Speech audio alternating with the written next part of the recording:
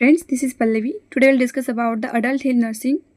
और adult health nursing में सारा जो भी MUHS पैटर्न के हिसाब से पूरा आपका सिलेबस है, उसी सिलेबस को मगअप करके through out the each and every system उस हिसाब से मैंने सारे क्वेश्चंस बनाए। आई hope all the students will enjoying this video. And आप सभी स्टूडेंट को उससे पहले भी एक बात बता दूं कि इस वीडियो में एट द एंड अगर आप देखोगे at the last and of the slides जो भी है वहाँ पे मैंने ये बहुत अच्छे से मेंशन किया है कि आपको आपके यूनिवर्सिटी एग्जाम में क्या क्या सब पॉइंट्स लिख के आने हैं, जिस वजह से आपके मार्क्स बहुत अच्छे से गेन हो सकते हैं। यूनिवर्सिटी एग्जाम में तो पास सारे स्टूडेंट हो जाते हैं, बट अच्छे से मार्क्स गेन करना इस सारे स्टूडेंट का मोटिव होता है। सो उस हिसाब से अब इफ़ यू वांट अगर आपको मार्क्स अच्छे लेने तो I hope all the student are seeing end of the video. अब सारे स्टूडेंट लास्ट तक वीडियो देखेंगे। I hope let's start. So firstly, I would say role and responsibilities of medical and surgical staffing. It's a very basic and core topics in adult health nursing. ये सारे student को mandatory होता है कि आपको याद होना चाहिए। Then out patient and department, in patient unit, intensive care unit. मैं ऐसे नहीं बोलूँगी कि इन टॉपिक्स पे LAQ या शॉर्ट क्वेश्चंस आएंगे, लेकिन इनको छोड़ा भी नहीं जा सकता क्योंकि it's an very IMP questions. Next देखेंगे हम adult health nursing second unit में physical and organization and OT and staff, physical organizations OT and OT staffing। मतलब OT staffing में क्या होता है, जो नर्सेस का एक रूम होता है, डॉक्टर्स रूम होता है, टेक्नीशियन रूम होता है, एनेस्थेशिया रूम होता है, जो भी OT में वर्किंग इससे डिपार्टमेंट बने होते हैं, उस सभी को आपको मेंशन करना है वहाँ पे। Role and responsibility circulatory and scrub nurses. अब यहाँ पे मैं आप सभी स्टूडेंट को बताऊँ कि सर्कुलेटरी नर्सेस मीन्स वो नर्सेज जो आउट ऑफ द OT, मतलब जो OT के बाहर रिकॉर्ड रिपोर्ट करते हैं या फिर कोई चीज़ें की ज़रूरत होती है जैसे बैंडेज जो भी होता है उन सभी को प्रोवाइड करती है इन एंटायर द OT।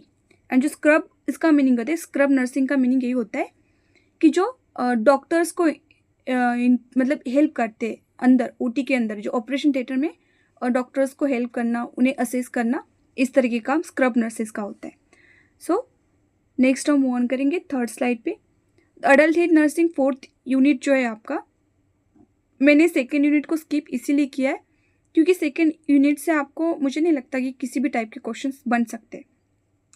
सो अभी यहाँ से हमारे सिस्टम्स शुरू होते हैं, जो भी हमारे बॉडी के सिस्टम्स है, जैसे कि endocrinal system, respiratory system, musculoskeletal system, ये सारे जो भी आपके वेरी IMP सिस्टम्स है जहाँ से यहाँ से LAQ क्वेश्चंस बनते हैं, तो आपको इन सारी चीज़ों पे बहुत अच्छे से फोकस करना है। So let's start. Respiratory system में COPD मैं बोलूँगी बहुत IMP क्वेश्चन है। देन अस्थमा, इम्फाइसेमा और इम्फाइसेमा और इम्फाइमा में आपको डिफरेंस याद करना है, जो भी उनका डिफरेंस है वो बहुत आपको अच्छे से याद करना है, क्योंकि जब भी यूनिवर्सिटी का जो पैटर्न होता है वो आपको सेम सिमिलर वर्ड्स दिखना चाहिए, लेकिन उसका मीनिंग अलग होना चाहिए। कुछ स्टूडेंट को ऐसे जमलिंग करने के लिए क्वेश्चन पूछे जाते हैं। Lung abscess it's one of the IMP questions. Bronchitis, pleural infusion, pneumonia and tuberculosis. अगर आपको इन सभी में देखना है तो जो न्यूमोनिया और ट्यूबरकुलोसिस है, इस पे आपके 10 मार्क्स या 15 मार्क्स के क्वेश्चन बन सकते हैं। अगर ये भी ना बने तो 2 मार्क्स या शॉर्ट आंसर क्वेश्चन में तो 100% पूछ जाएंगे। ये 100% पूछने वाले क्वेश्चन हैं रेस्पिरेटरी सिस्टम में, COPD, asthma, emphysema, lung abscess, pneumonia and tuberculosis. So आप सभी को ये बहुत अच्छे से याद करने। So next I hope next move on करेंगे। नेक्स्ट फिफ्थ सिस्टम में आता है डाइजेस्टिव सिस्टम। जो भी हमारा डाइजेस्टिव रिलेटेड सिस्टम्स होता है वहाँ पे हम मूव ऑन करेंगे।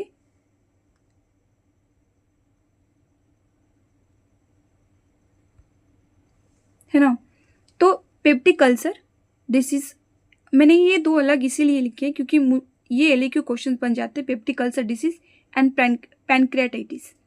देन नेक्स्ट, अगर हमें शॉर्ट आंसर क्वेश्चन आते ही यूनिवर्सिटी पूछते तो पेप्टिक अल्सर भी पूछ सकते हैं, पैनक्रियाटाइटिस भी पूछ सकते हैं, लीवर सिरोसिस पे 10 मार्क्स का भी क्वेश्चन बन सकता है और शॉर्ट आंसर क्वेश्चन भी बन सकता है, चिलियोथैलेसिस भी बन सकता है, एपेंडिटाइटिस एंड हर्निया। अगेन कहूँगी कि जो भी हमारा हर्निया का जो मैंने दिखाया है, it is an very IMP question, LAQ question बन सकता है। और जो भी मैंने स्लाइड पे क्वेश्चंस दिए हैं आपको 100% उसे 2 या 3 बार रिवीजन करके जाना है, ताकि आपके यूनिवर्सिटी एग्ज़ाम में क्वेश्चंस या आंसर अच्छे से बन जाते हैं। तो नेक्स्ट मूव ऑन करेंगे हम 5th यूनिट पे। 5th यूनिट इट इज़ अपने आप में ये बहुत बहुत IMP क्वेश्चन बन जाता है। Cardiovascular system it is an a very IMP questions. अगर आप सभी स्टूडेंट को याद हो तो कार्डियोवास्कुलर सिस्टम बहुत IMP क्वेश्चंस मिल जाते। पिछली बार जो आपके सीनियर को था EMI का क्वेश्चन आया था। EMI is very IMP questions, है ना। Then atherosclerosis, congenital heart diseases, ये भी बहुत IMP क्वेश्चन है। Shock, cardiac tamponade, angina pectoris, endocarditis, rheumatic heart diseases. अब आपको मैं इस स्लाइड में दिखा दूँ, angina pectoris, rheumatic heart diseases and myocardial infection, जो मैंने ब्लैक हाईलाइट किए हैं, ये क्वेश्चंस आना ही आना है, मैंडेटरी है। इसके अलावा यूनिवर्सिटी आपको कोई और क्वेश्चन पूछ ही नहीं सकती है। अब बस इतना याद रखें, एग्ज़ाम को जाओ। तो नेक्स्ट मूव ऑन करेंगे हम ब्लड डिसऑर्डर। ब्लड डिसऑर्डर को तो अब तक आई डोंट थिंक कि कोई LAQ क्वेश्चन पूछा है, फिर भी एनीमिया के टाइप्स पूछे जाते हैं, ल्यूकेमिया के टाइप्स एंड क्लासिफिकेशन, थैलेसीमिया के क्लासिफिकेशन एंड टाइप्स पूछे जाते हैं। Most of the practical question बन जाते हैं। प्रैक्टिकल के आपको जो भी वाइवा क्वेश्चन आते हैं वहाँ पे प्रैक्टिकल क्वेश्चन पूछे जाते हैं। थैलेसीमिया के टाइप क्या है, बीटा थैलेसीमिया वो क्या होता है, वो सारे जो बोन मैरो में कुछ इन्फेक्शन बनाता है, ये इस तरीके से कुछ आपको क्वेश्चन वाइवा में पूछे जाते हैं। कि यूनिवर्सिटी एग्जाम में इसमें इतने बड़े LAQ के क्वेश्चन नहीं आते, फिर भी आपको अच्छे से याद करके जाना है। आपको इतना ज़रूर याद रखना है कि मैंने इन सारे के सारे स्लाइड पे जितने भी आपको क्वेश्चन दिए हैं, ये क्वेश्चन बहुत IMP है। इन्हीं में से आपका पेपर यूनिवर्सिटी बना सकती है। Okay, then next move on करेंगे एंडोक्राइन सिस्टम। अब एंडोक्राइन सिस्टम में मैं तो आपको ये तीनों ही टॉपिक्स IMP बताऊंगी, क्योंकि इन तीनों में ही LAQ क्वेश्चन अटेम्प्ट हो चुका है। अब इन्हें इतना भी मतलब लाइट मत लो कि हाँ मैम ने इतने सारे क्वेश्चन बता दिए, अब पता नहीं ये क्वेश्चन आएंगे नहीं आएंगे, बट आएंगे। हाइपोथायराइडिज्म पे अप्लाइड क्वेश्चन बनता है, डायबिटिक मेलाइटस में भी अप्लाइड क्वेश्चन बना था, और कुसिंग सिंड्रोम पे भी अप्लाइड क्वेश्चन बना था। सो आई होप आप एंडोक्राइन सिस्टम बहुत अच्छे से पढ़ के जाओगे।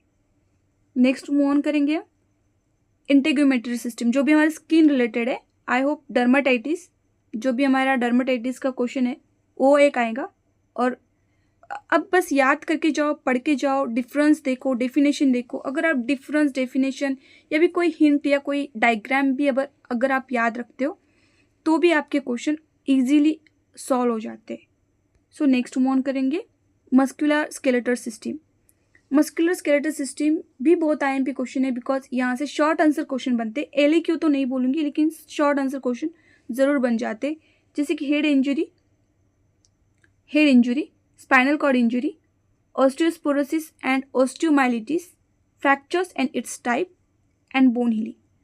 ये मुझे लगता है ये बस शॉर्ट आंसर क्वेश्चन में आएंगे, तो आप इसे शॉर्ट आंसर क्वेश्चन में अच्छे से याद कर लीजिए। देन नेक्स्ट मूव ऑन करेंगे कम्युनिकेबल डिसीज।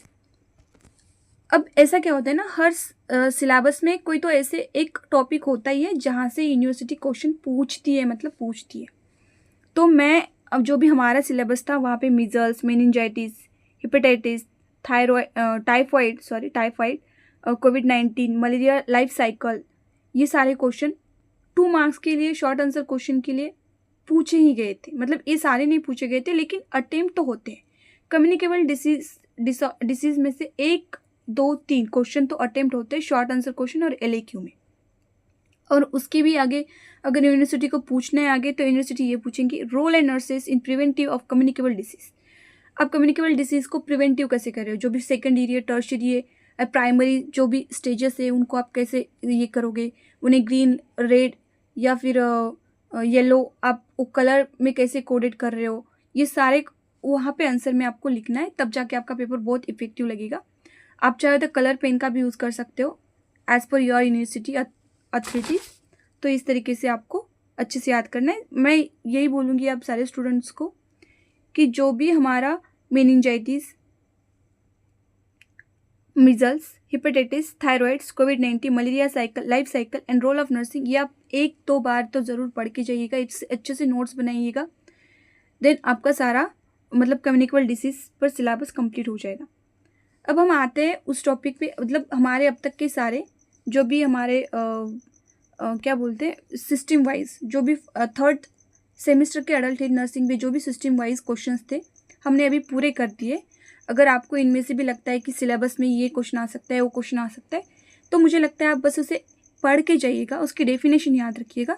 आपको जितने भी टॉपिक मैंने बताए उतना उन्हें याद करने की ज़रूरत नहीं है ना, बस उनकी डेफिनेशन या ऐसे कुछ आप याद भी करोगे तो आपको अपने आप से पता चल जाएगा, क्योंकि आपने इतना सिलेबस मगअप कर लिया है अब तक जो मैंने बताया है सिस्टम वाइज, उससे आपको आइडिया लग जाएगा कि हाँ एक आध क्वेश्चन एक्सेप्शनल आ जाता है तो वहाँ पे आपको कैसे लिखना है। सो हम नेक्स्ट मूव ऑन करेंगे कि हमारा सबसे कोर पॉइंट है how to write answer university exam. University exam में आप आंसर कैसे राइट करोगे अडल्ट हेल्थ नर्सिंग के, क्योंकि ये फर्स्टली ही थर्ड सेमेस्टर स्टूडेंट के लिए ये टॉपिक्स ये सब्जेक्ट आया है।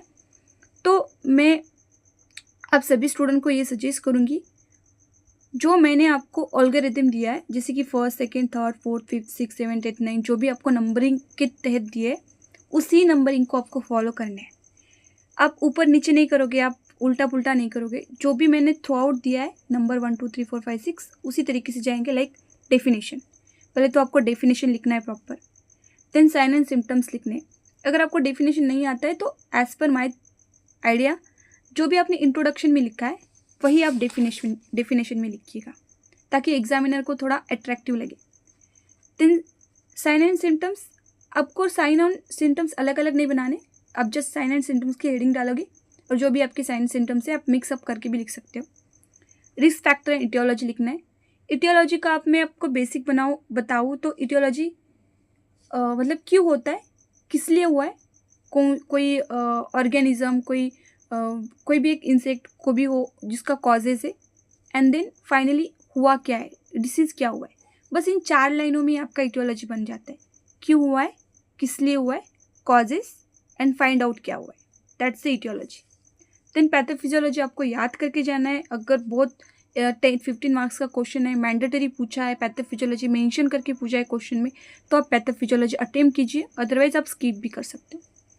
देन डायग्नोस्टिक इवोल्यूशन, फिफ्थ में आएगा हमारा diagnostic evolution. General diagnostic evolution डालिएगा, देन जो आपके डिसीज कंडीशन को रिलेटेड है वो डायग्नोस्टिक इवोल्यूशन डालिएगा। यहाँ पे आपके 5th पॉइंट कंप्लीट हो जाते हैं। देन नेक्स्ट मूव ऑन करेंगे। अब जो हम यहाँ से स्टार्ट करने जा रहे हैं ये बहुत IMP क्वेश्चन है, जो प्रीवियसली हमने देखा, इसको एग्जामिनर आपको 4 या 3 मार्क्स दे सकते हैं। अब जब हम आगे देखेंगे यहाँ पे आपके मार्क्स गेन होने के बहुत चांसेस हैं।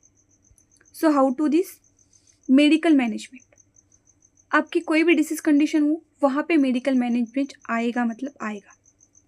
देन सर्जिकल मैनेजमेंट, मतलब आप डिसीज कंडीशन दे रहे हो, ऑपरेटिव OT, आप OT किसी पेशेंट को ले जा रहे हो, कुछ बहुत कॉम्प्लिकेशंस हो गया तो आपको वहाँ पे सर्जरी करनी पड़ी, जैसे कि कोई भी एक डिसीज कंडीशन लीजिए, वहाँ पे सर्जरी करना होता है तो आपको वहाँ पे सर्जरी का मैनेजमेंट लिखना होता है, जैसे कि पोस्ट ऑपरेटिव सर्जरी, जो भी आपका होता है फर्स्ट, सेकंड, थर्ड स्टेजेस में, वो आपको अच्छे से लिख के आना है। Nursing management with NCP care plan, nursing care plan, अगर एग्ज़ाम में आपको नर्सिंग NCP पूछा है तो 2 या 1 नर्सिंग केयर प्लान आपको बनाने हैं। यहाँ पे भी आपको अच्छे से मार्क्स, मतलब पहले स्लाइड में हमने देखा तो वहाँ पे 4 से 5 मार्क्स कलेक्ट हो रहे थे, 2 2 2 6 7 8 9 10 15 मार्क्स का क्वेश्चन आएगा आपका LEQ। Health education related to disease condition, आपकी जो भी डिसीज कंडीशन है उस रिलेटेड आपको हेल्थ एजुकेशन देना है। Then plan related to disease, यहाँ पे डाइट लिखना था मुझे, जो भी आप डाइट पेशेंट को देंगे, जैसे कि डायबिटीज मेलाइटिस का पेशेंट हो, आप उसको स्पेसिफिक डाइट देंगे, वो आपको डाइट मेंशन करना है। जैसे कि कोई INC मदर हो, उन्हें आपको स्पेसिफिक डाइट देना है, जो उनका प्रोटीन डाइट हो, हाई प्रोटीन रिच डाइट हो, जो फॉलिक एसिड से फुलफिल डाइट हो, उस तरीके से डाइट आपको एज पर कंडीशन देना है। यहाँ पे आपके कितने पॉइंट हो गए, 5, मतलब वहाँ पे 5th 6th 7th 8th 9th 10th। जैसे कि आपके अगर एक डिसीज कंडीशन में अगर वो LEQ पूछता है तो अगर आपके 10th पॉइंट आते हैं तो डेफिनेटली यू कैन अज्यूम आपको एग्जामिनर 15 में से 12 to 30 मार्क्स दे देते हैं। अगर आप इसमें इनपुट करोगे किसी डायग्राम्स का, किसी फ्लो चार्ट का, तो ये और अट्रैक्टिव लगेगा। और अगर आपका प्रेजेंटेशन बहुत अच्छा है तो definitely you have to get out of marks, क्योंकि ये सेमिस्टर है, हमारे यूनिवर्सिटी एग्जाम है, तो definitely you get out of marks. So इस तरीके से आपको अच्छे से प्री प्लान रखना है और सारे क्वेश्चन को अच्छे से बना देने हैं। सो आई होप आप सभी स्टूडेंट को इस 12 स्लाइड में अडल्ट इन नर्सिंग के सारे क्वेश्चंस अच्छे से याद हो गए होंगे। एंड मैं सभी स्टूडेंट को यही विश करूँगी, क्योंकि यही रिक्वेस्ट करूँगी कि प्लीज़ आप पूरा वीडियो देखिएगा। आपको अगर आप पूरा वीडियो देखोगे तो आपको कहीं ना कहीं इनपुट तो ज़रूर होगा, आपको बेनिफिट तो 100% होना ही है, क्योंकि जो भी मैं वीडियो बनाती हूँ बहुत दिमाग से बनाती हूँ, बहुत कुछ इसको मेहनत लगती है। एंड प्लीज़ सब्सक्राइब कीजिएगा एंड अपने फ्रेंड्स को शेयर कीजिएगा, जो भी आपके फ्रेंड्स है जो बीएससी नर्सिंग रिलेटेड सिलेबस पढ़ते हैं या फिर उन्हें कॉम्पिटिटिव एग्ज़ाम के कुछ ये करने। अगर आपको इनमें से कुछ और इम्प्रूवमेंट करना है तो प्लीज़ आप मुझे बता भी सकते हैं कि मैम यहाँ पे इम्प्रूवमेंट करना है, ये इम्प्रूवमेंट करना है, ऐसे। Thank you.